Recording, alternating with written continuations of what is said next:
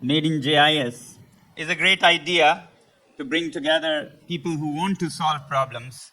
And what better for a person like me to meet so many of them today here as a very, very special case when I'm with the young people, and that too, young people who aspire to become problem solvers.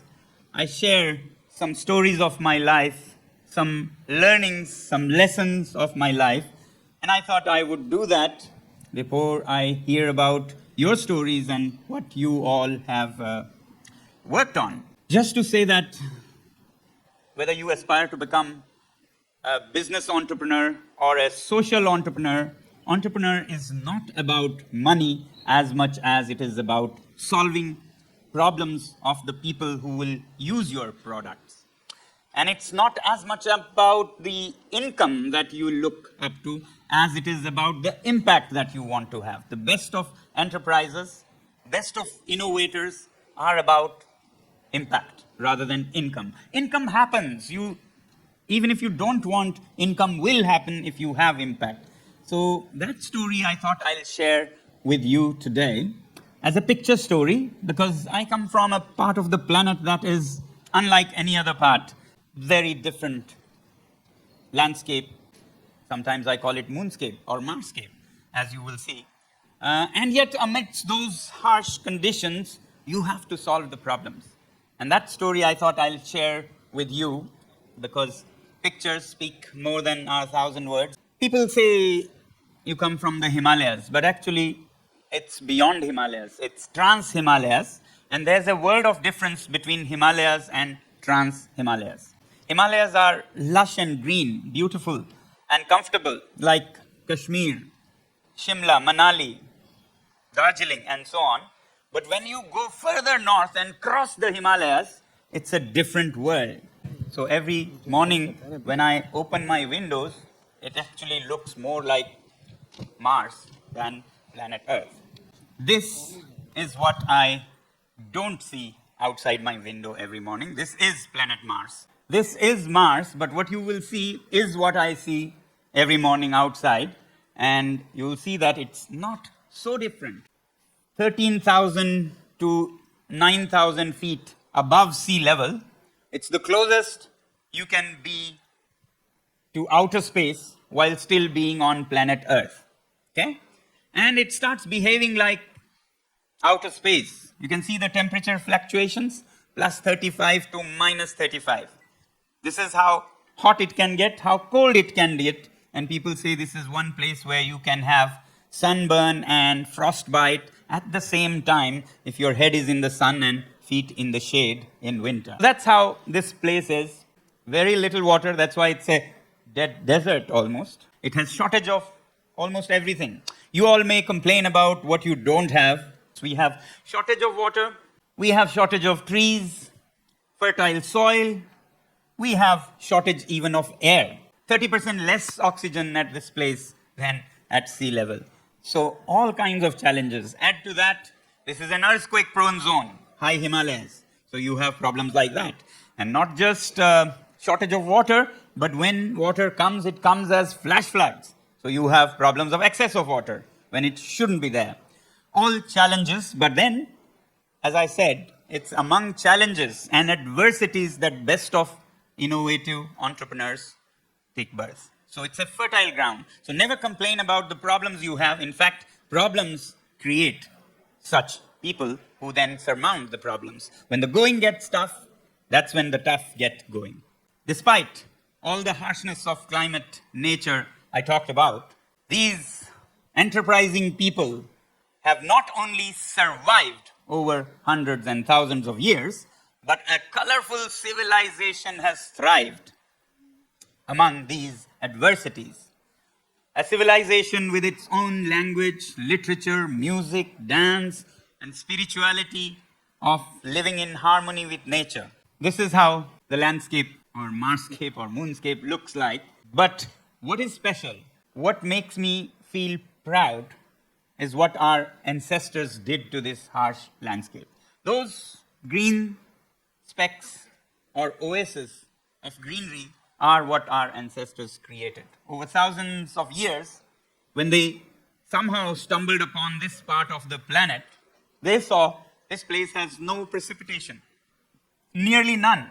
It's 10 centimeters annually, 100 millimeters of precipitation, a declared desert. Anybody would certify today that it's an uninhabitable place. If there was a group of scientists that visited here, would say that. But luckily, our ancestors didn't meet any such group of scientists and decided to live here. And as for water, they couldn't get it from the skies in the form of rain like you do. So they started exploring and found the answer beyond those mountains in the form of frozen water, or glaciers as we call them today. So the trickle of the glacier in the summers would be channelized by carving mountains to make canals and then to irrigate dry patches of sand like that. To believe that and to do that took a lot of courage, as you can see. And then magic happens. Magic happens in that in any typical Ladakhi village, people grow barley, wheat as crops. And then you have peas, green vegetables, alpine vegetables, and fruits like apricots, apples, walnuts, peas, plums, grapes. All kinds of things are possible thanks to human ingenuity. Now, in this remote part of the planet, which by the way is so remote that it stays landlocked, closed for half the year, from around November, December till May, June, it's all landlocked. Roads are blocked. So imagine if Kolkata's highways are blocked for a day or two, you will have riots. Imagine being blocked away for half the year. So challenges galore. Now, in this remote part, I was born, to just share a little bit of my story, in this little village. Remote and small. So small that it had only 5 families. 5 families, a very small village, but that was back when I was small. Today it's actually grown big. 100% big means 10 households. Yeah? Still a little smaller than Kolkata. So there I was born. And being a village of just 5 households, we didn't have schools. We didn't have schools, which to many would feel very sad. You know, a child doesn't have a school to go. I thought so too back then. But later in life, when I looked at schools around and what happens inside schools, I actually thought I was lucky to not have a school. Yeah? This was the best childhood I could have got. Because no school doesn't mean no learning.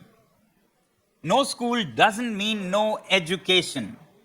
That's why perhaps Mark Twain famously said, I have never allowed my schooling to interfere with my education. So, that speaks a lot about what is education, and education can happen without schools. And that was my story.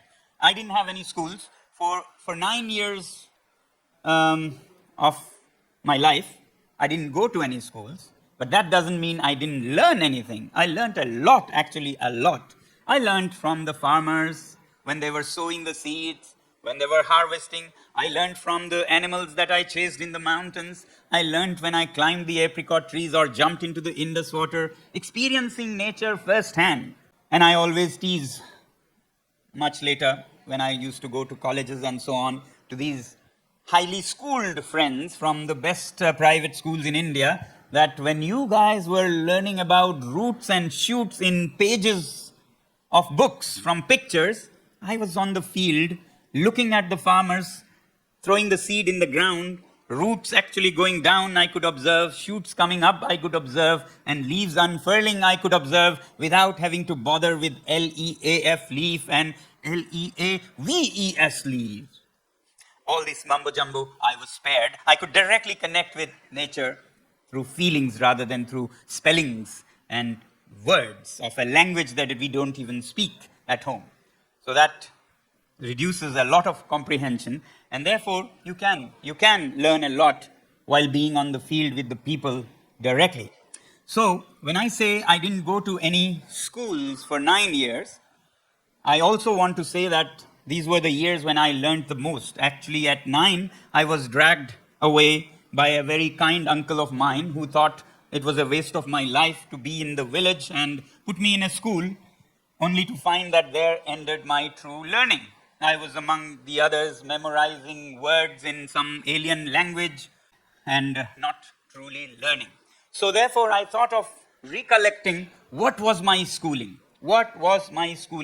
and then share it with young people like you.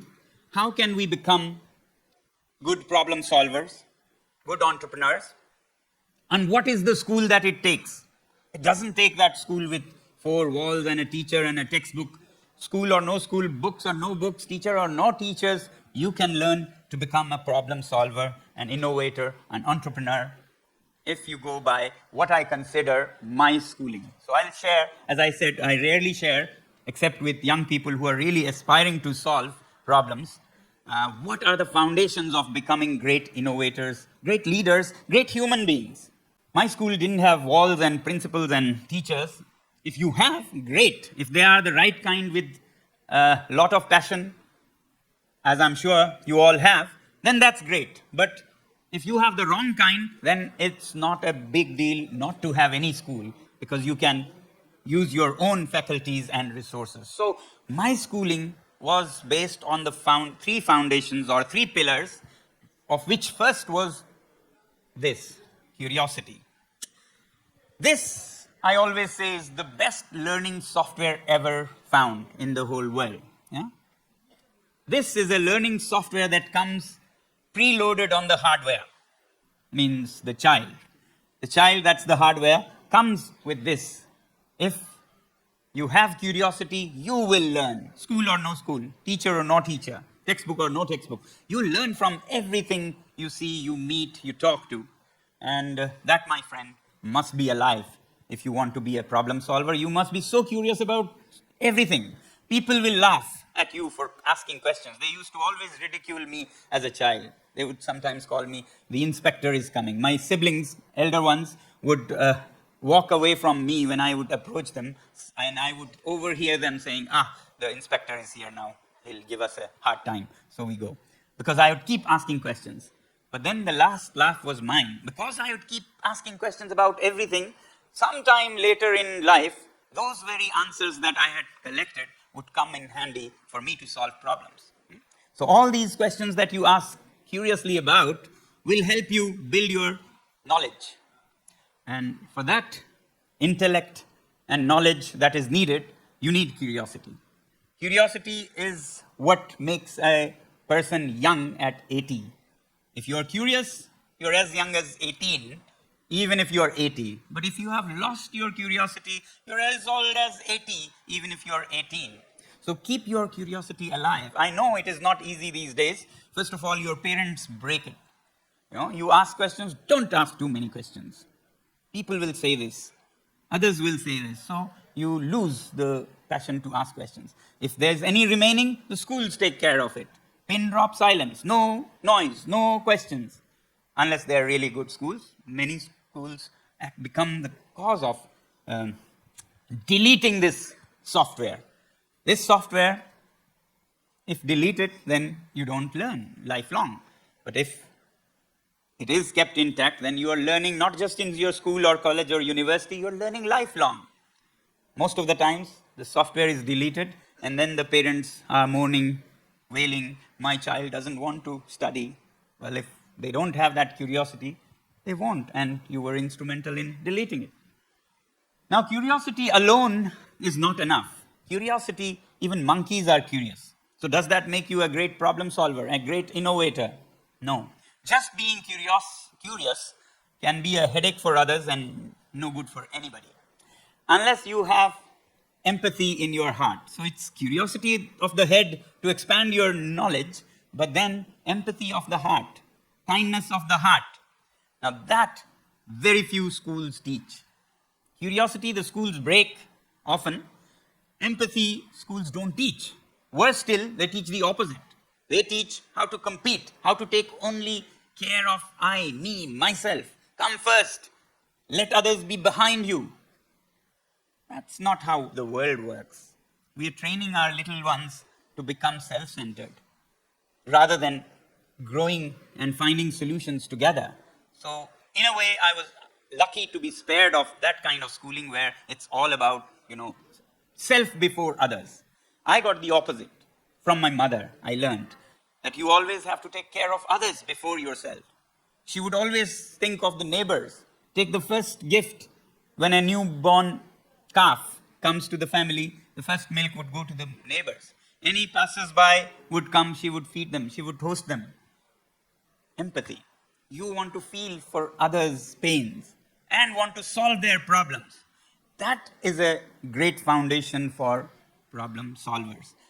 Now, when I say that, some people think, empathy and kindness, these are all touchy-feely, sacred-sounding things, but I want to become a business entrepreneur. Well, I say you need empathy even more. Business entrepreneurs who have empathy for the users, businesses that last for generations are the ones that genuinely solve people's problems.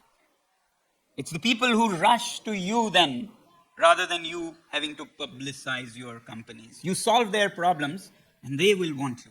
So empathy is something that business entrepreneurs also need and even more need if they really want to solve problems. Business will happen. As I said, income will happen, even if you don't want, as long as you really solve problems of the people. And thirdly, to become a real life entrepreneur, curiosity and empathy alone are not good.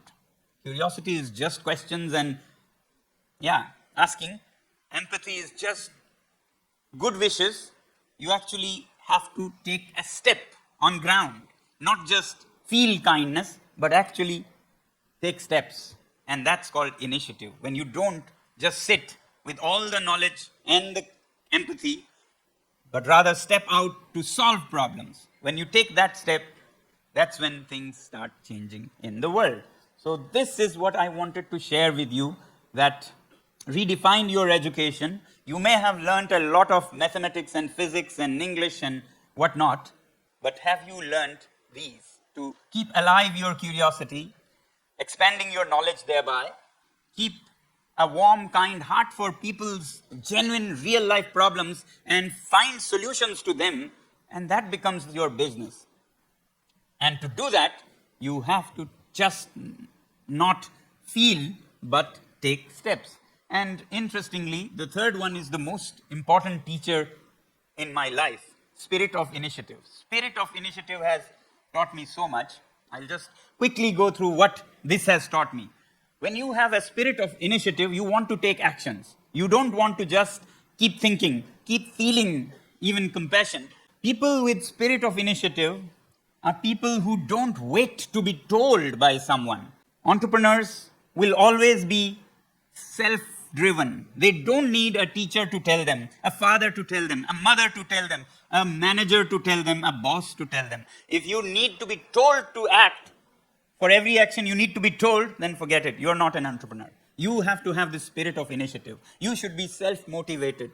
Father or mother or none of them, teacher or boss, manager, none of them, you do it because it needs to be done.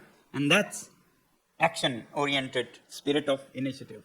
And when you take actions, it actually gives you experience. People want experience, but they don't take action. So they will never gain experience. Actions don't need to be successful all the time. Forget this success-failure business. Actually, failures are even better because failures leave you with more experience. Success can leave you with arrogance even. So, action is more important. Phal ki chinta nat kar, karm kiye ja. Action is karma. So, take action. Doesn't matter if you fail. Better if you fail small because you now have experience and will not fail big later. So, try to fail many, many times, but small size so that you start winning later. So therefore, action gives you experience, and experience gives you confidence. Everybody wants confidence, but you don't wake up one fine morning more confident. You have to have lots of experience to be confident, and to have experience, you have to have taken lots of actions, successful or unsuccessful. When you have confidence from experience of actions, and then success is a byproduct. Success is a byproduct. You like it or not, success will come. You don't need to chase success. And when you are success, then when you are successful, nothing succeeds like success, they say.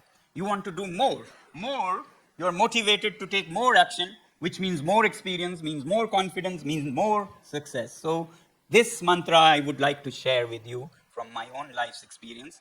None of my professors could teach this much. They helped me a lot, but this has helped me learn and keep learning from every action you learn.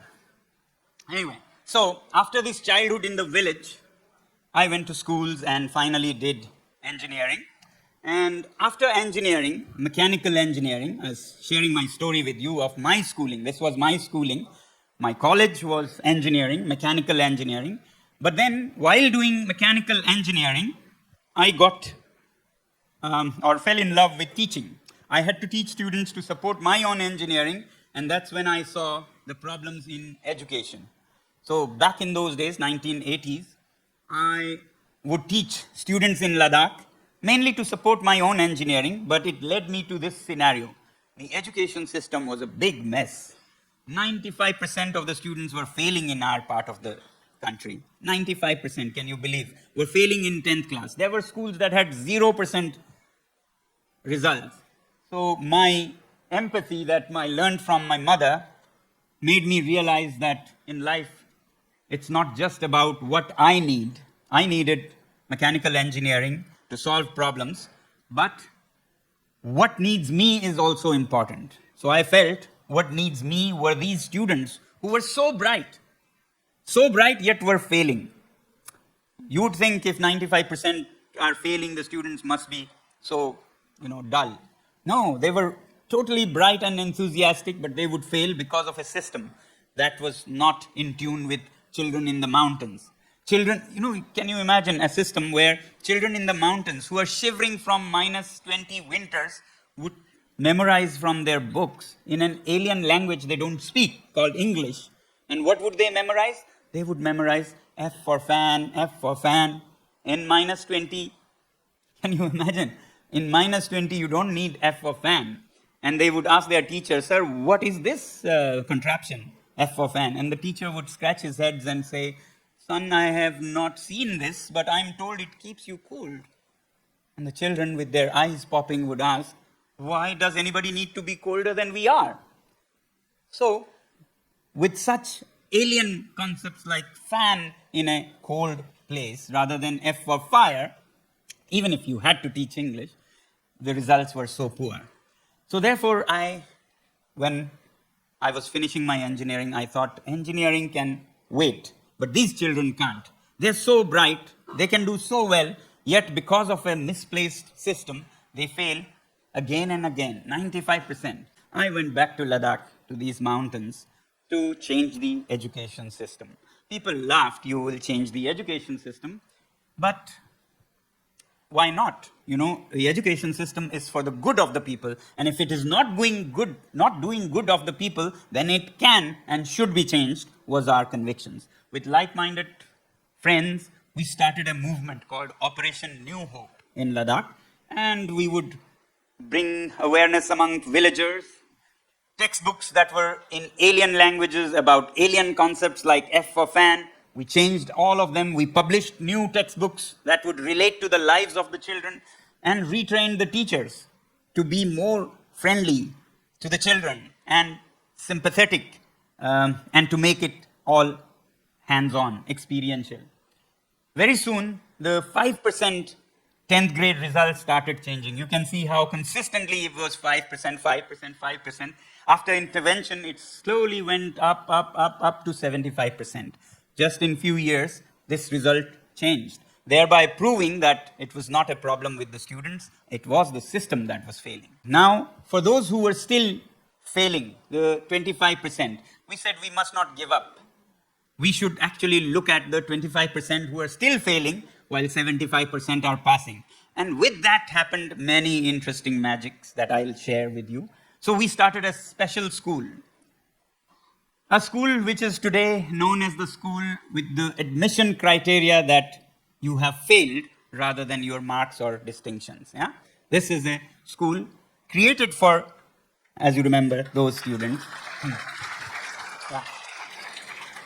This was a unique school, an alternative school, as much for the grown-ups as for the children. For children to give them a new way of learning and second chance, but for grown-ups to learn how to live on this planet in a friendly way, in a harmonious way. So, at this school, we took the road less trodden. We took the initiative to start something that nobody had done. That's spirit of initiative, yeah? Out of empathy, I came back to Ladakh rather than going to Silicon Valley to solve the problems of the people. Then out of initiative, a path that is unusual. No one wants to bother with failures. Everybody wants the topmost scorers. But we said, top scorers will find a way. They are not to be worried about. The ones who are rejected will accept them. And then we started this school, which was, as I said, for children as much as grown-up. So this school was the first, perhaps the world's first carbon neutral, energy positive school, off-grid. It had solar energy all around. All the buildings are powered by sun and built with earth or mud. Very low carbon, zero carbon almost, carbon neutral, and no pollution, no emission. Since the 1990s, when these terms were not even coined, carbon neutral and so on, the school perhaps was the first campus to be carbon neutral in the world. You apply what is in the textbooks and solve problems in a different way. So in a place which doesn't have any other energy source except for the bright sun, almost everything happens with solar energy. From cooking the food, it's solar energy with huge lenses and mirrors. And if it is heating the houses, it is with solar energy. Growing vegetables in the winter out there, it's with greenhouses up there. Natural lighting so that you don't use too much electricity. If you really need to, then photovoltaic panels, which were very rare in the 90s. Today you have many, but back in 90s it was very rare. Water heating, water pumping, even the cows at this campus live in solar heated cow sheds. Now, this is all done while applying what they learn in textbooks. What you have in textbooks can be put to solve problems.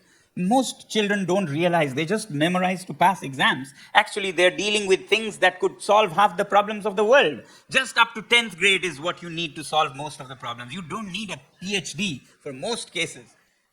This is what they do, and we would apply everything in life. A school where the students are in the driving seat. Well, you want them to be leaders. Democrats, you can't teach them from textbooks, so why not make the school itself a little country?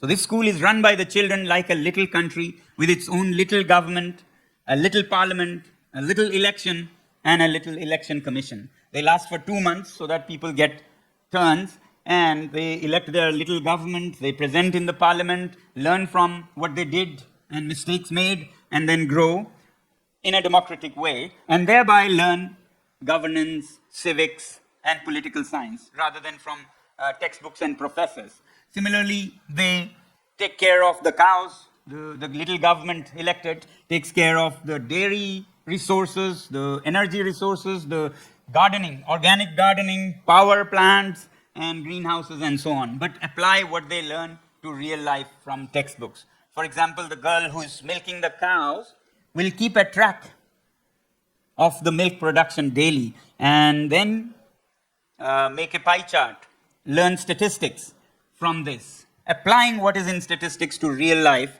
and benefiting. Similarly, they would learn more complex things like germ theory, biotechnology, by making its application in fruits that have a problem. Ladakh has apricots, very popular in the whole world, but they have a shelf life of just 1 week. So, how do you apply your biology lessons on germ theory to remove the causes of deterioration or decomposition by sterilizing the fruit pulp and making jam and juices that have a shelf life of a year or two rather than a week or two? So students learn it on the go.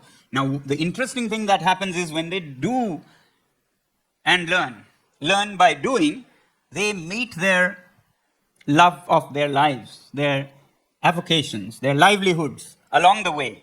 So what you see is that many of the students who loved sterilizing, processing fruit pulps became startups, entrepreneurs in food industry, and today serve many companies throughout the country with fruit products and pulps and so on. Young students who were taking care of visitors at this little country became entrepreneurs, huge startups in tourism. All women's travel company was a concept floated from Ladakh. Others who work with their own resources in their areas, like yaks, could produce startups that produce cheese, international brand or quality for hotels and tourism industry. So when you do hands-on, you don't have to be retrained for a livelihood. Now I'll share with you some icons or young stars in Ladakh that many young people follow. This is Rigzin, Sewang Rigzin. He became the Minister of Education at 27. And this is Stanzin Dorje. He became a world-famous documentary filmmaker and has won awards across continents. This is Tinless, who's celebrated for her startup in women's entrepreneurship in tourism and was given the Nari Shakti Award by the President of India. They have something in common. And that's not the big name of the school they have gone to. What is common among them is that they have all been failures in their 10th grades. 5 times failure, 4 times failure, 3 times failure. So what I wanted to share was that these exams and what these books have is not so meaningful in life. You can be a 5-time failure and become the education minister and a journalist par excellence. Similarly, others. So imagine what you all can do if so-called failures can shine and become stars. Yeah? Now, some of them, like this, fall in love with the way the buildings are heated at the school. I talked about solar energy.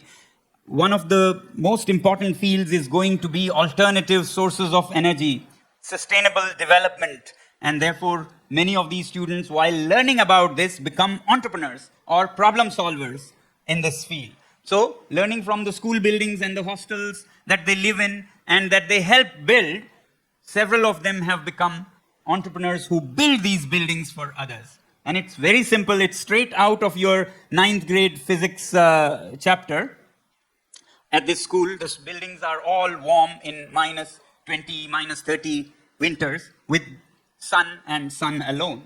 So how the chapter on heat in 9th grade, conduction, convection, radiation, if you remember, can be applied to make life warm and comfortable. You can see down there how there's a film towards the sun, and with that greenhouse, the air inside warms up and rises. That's convection. Goes in and heats the walls inside and comes out cold, heavy, and pushed into the greenhouse again, and it's reheated, rises again, goes back, and the cycle continues all day. There's no moving part, no machine, no fan, just natural cycle. And at night, when you close the windows after convection that you saw, conduction also takes place through the wall. The south wall, which is painted black, absorbs the sun, and particle by particle the heat travels inside. And at night, these heated walls start radiating. That's convection, conduction, and now radiation. You close the windows and the walls radiate warmth, and people live happily inside thanks to the chapter on heat in 9th grade. So you can apply anything from your 10 to 12 to 15 years of schooling in real life and solve problems. Now, thanks to these innovations, together with the students at our school, the buildings that they and grown-ups together built can have easily plus 18 degrees in polar winters of Ladakh when it is minus 20 outside, yeah? Minus 20. With no heating, not a drop of oil burnt, no pollution, no emission, and people can be happily warm inside. Little bit of high school geography and orientation of the building, and these buildings stay cool in summer. Many people ask, if they're so warm in winter, what about summer? Well, summer, they are the coolest buildings. In winter, they are the hottest, warmest buildings, with no fossil fuels or no money. It's just thanks to the sun and geography lessons. And now, some of these students who learnt and enjoyed these want to solve problems of other needy people with these same tools. So for our Indian Army soldiers who face even worse problems than we local people in Ladakh, because the locals live in villages and cities which are warm already, warmer relatively. Soldiers have to live where they need to. We choose warmer spots and make villages, but they have to be where the challenge is from the enemy. So you can imagine the harsh conditions that our soldiers have to live in at 15,000 feet altitude, minus 30 to minus 40 temperatures. And our entrepreneurs, problem solvers, are solving their problems by building shelters like these that are fully solar heated, carbon neutral, no pollution, no emission, and our soldiers are happily living without even a drop of oil spent. Every drop of oil spent, comes from Arabian countries, takes away our foreign currency.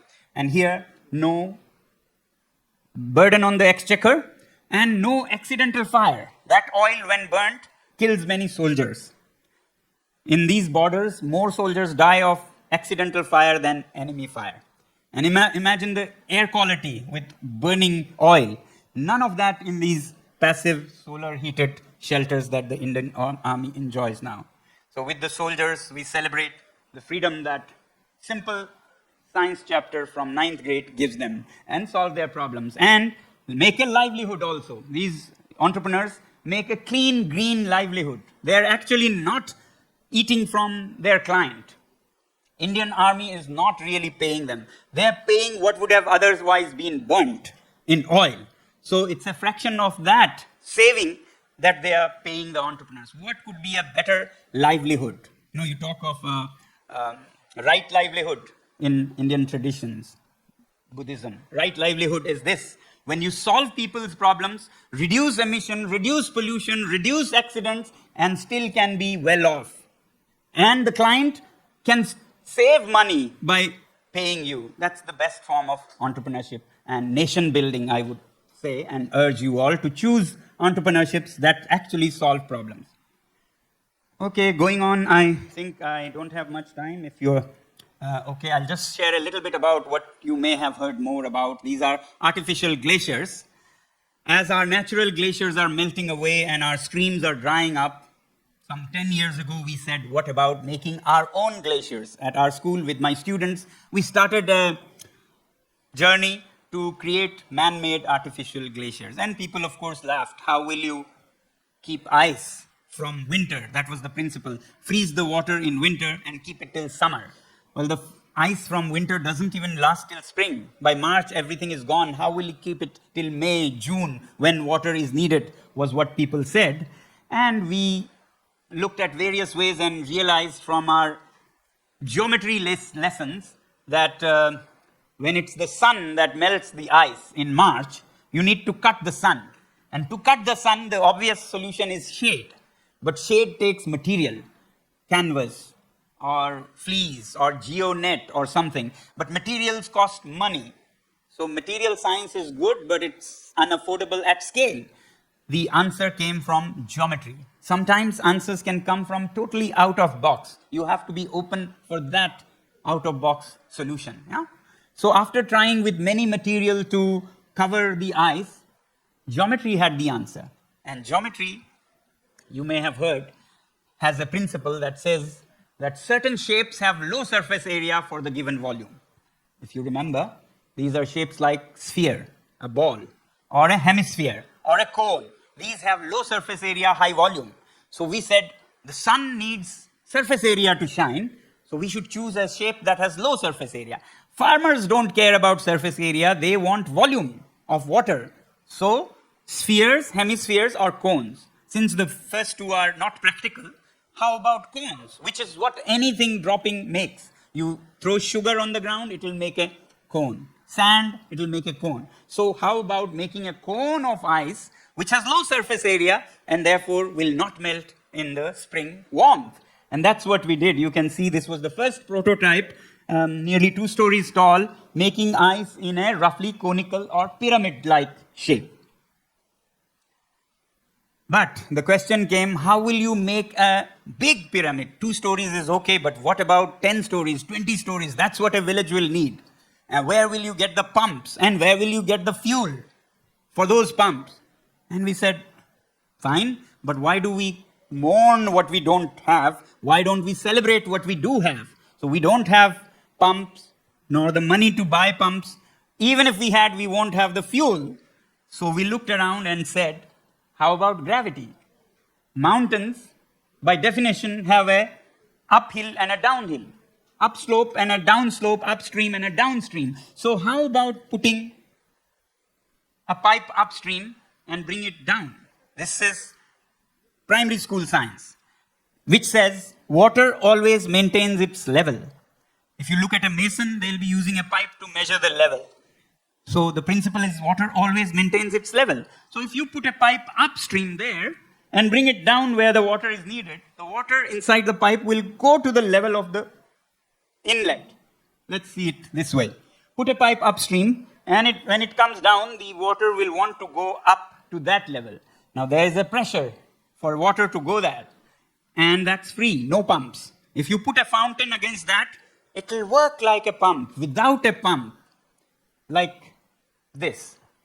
This is 6 stories tall, and there's a big fountain, but it has no pumps, no moving parts, no fuel, no pollution, nothing. Just natural principle of science, water maintains its level.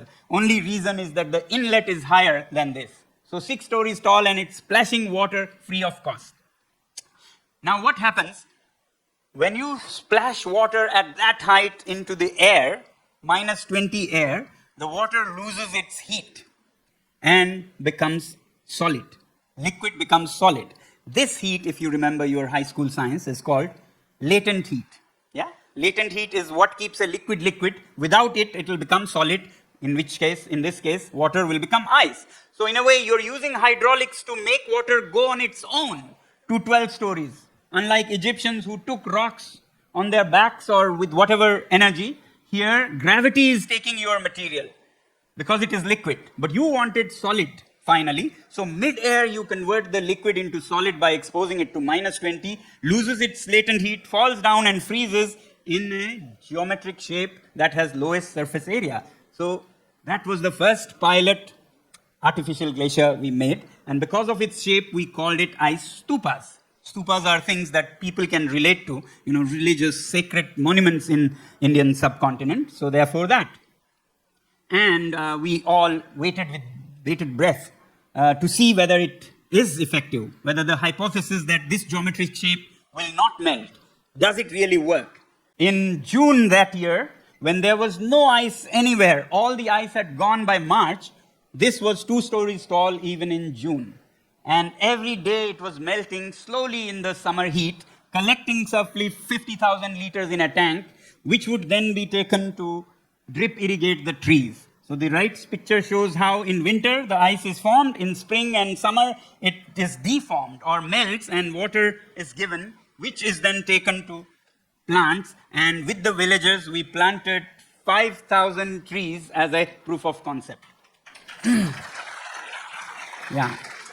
This was in a place that had never seen any greenery. Yeah? There is no water. But thanks to this water, it could grow. So therefore, the physics in your school, the geometry in your school can actually be applied to solve problems. And now there are several entrepreneurs, former students, who will take it to different governments and other bodies to make and thereby solve a problem and make a living. That's the beauty of entrepreneurship as a problem solver. Now this has gone kind of viral. People in villages, young people have competitions to make ice stupas. They have made much bigger than anything we created. You can see the person in the middle, that's a human being, just to scale up, and cascading valleys of ice stupas or artificial glaciers. This was the biggest that we saw, not by us. Young people in a village built this, which is half the height of the Qutub Minar, and holds 12 million liters of water.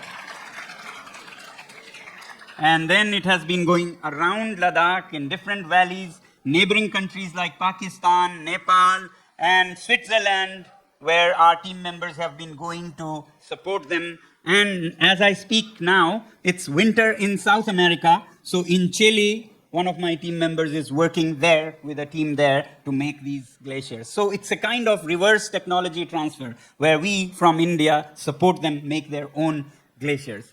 And I think I'll leave it at this because there are lots of solutions, but not a lot of time this time, so I'll keep it here. Yeah. Thank you very much. Thank you. Thank you.